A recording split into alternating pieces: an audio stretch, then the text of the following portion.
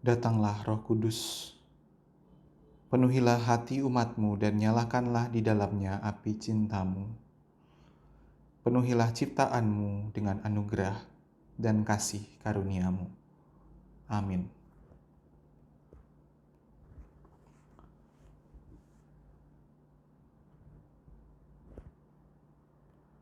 Surat Efesus pasal 3 ayat 14.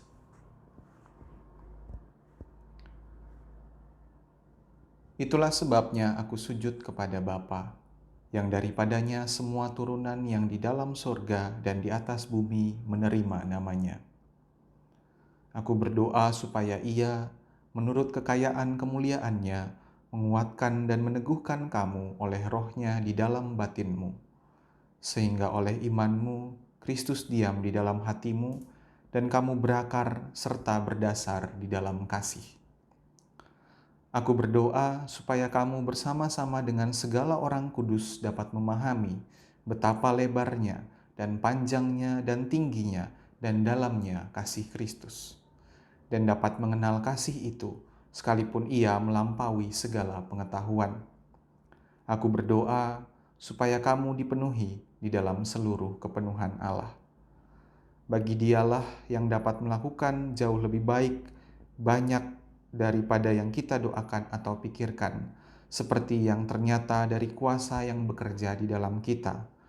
Bagi Dialah kemuliaan di dalam jemaat dan di dalam Kristus Yesus, turun-temurun sampai selama-lamanya.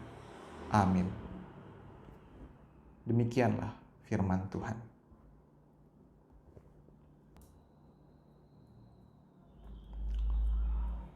Saudara-saudari, perjumpaan dengan Yesus menimbulkan keinginan untuk tinggal bersama Dia. Dan kita ingat, kita tahu bahwa ketika kita tinggal bersama Dia, kita bertumbuh dan kita berbuah. Nah, sebagaimana kita, Yesus pun bertumbuh menjadi matang.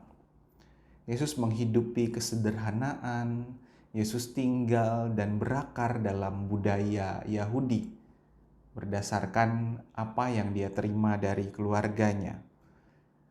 Dalam masa-masa hidupnya yang tidak kita ketahui, yang tidak tercatat di dalam Alkitab, Yesus juga mengalami proses pertumbuhan. Allah menyertai dia, menuntun dia.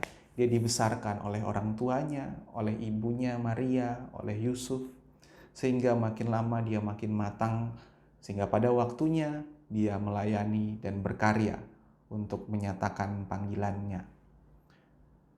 Dan semua itu memerlukan sebuah proses pertumbuhan.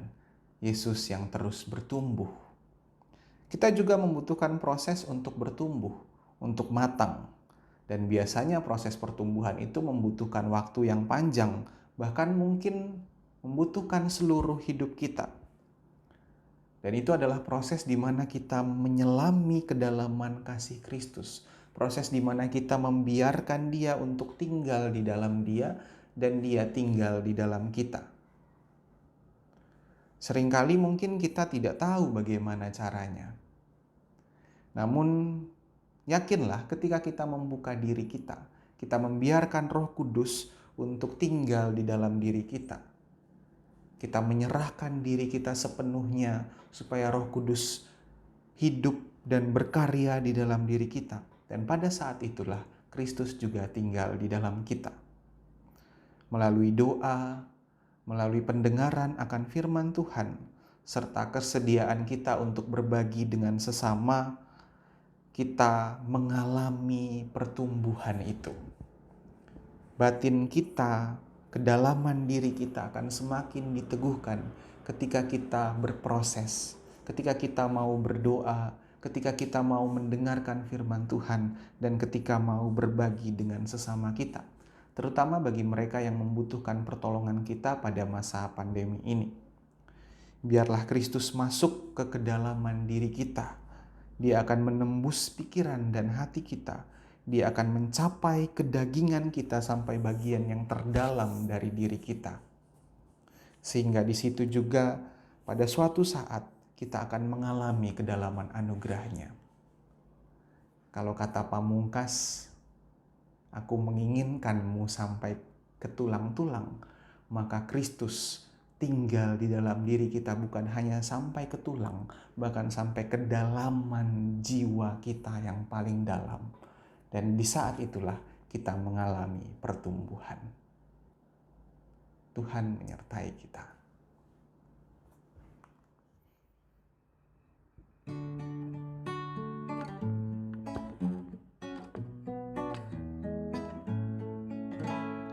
Tinggallah dalam Yesus, jadilah murid-Nya. Belajarlah firman Tuhan, taat kepadanya. Tinggallah dalam Yesus, andalkan kuasa-Nya. Dialah pokok yang benar, kitalah rantingnya.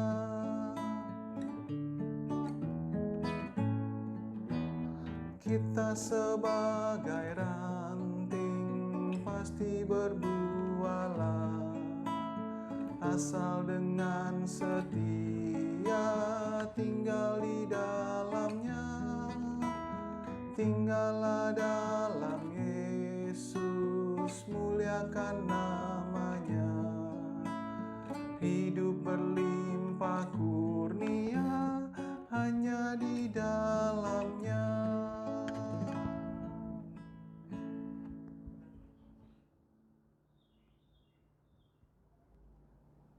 Kita berdoa. Ya Roh Kudus, kiranya kami dapat menerima kehadiran Kristus di dalam hati kami dan menghargainya sebagai sebuah rahasia cinta-Mu. Arahkanlah doa kami, cerahkanlah kami dalam membaca firman-Mu, bertindaklah melalui kami, terutama bagi mereka yang terdampak pandemi COVID-19, sehingga buah-buah dari berbagai karunia-Mu dapat bertumbuh dengan baik di dalam dan melalui kami. Demi anak-Mu, kami berdoa.